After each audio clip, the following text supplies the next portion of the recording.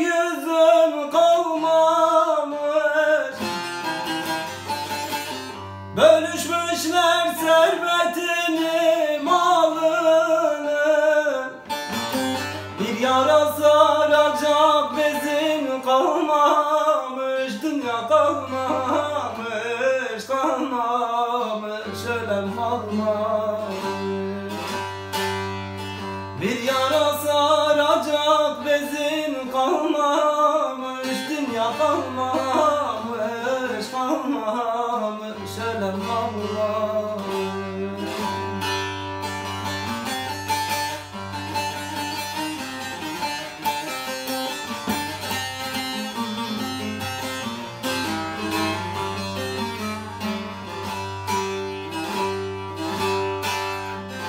Yalancılar sarmış dört bir yanını. Fakirler görmedi bir tek gününü. Kimse kurtaramaz senden canını. Ne bir tadı ne de tuzun kalmamış. Dünya kalmamış, kalmamış, ölem kalmamış. Ne bir tadın ne de tuzun kalmamış. Dünya kalmamış, kalmamış, ölem kalmamış.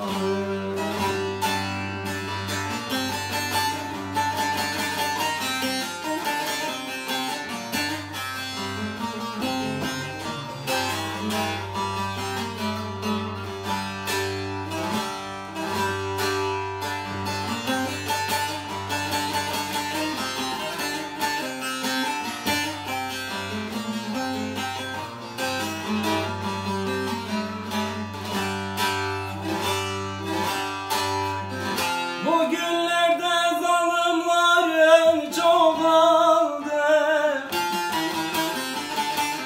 Dolu vurdu dört bir yana dağıldı.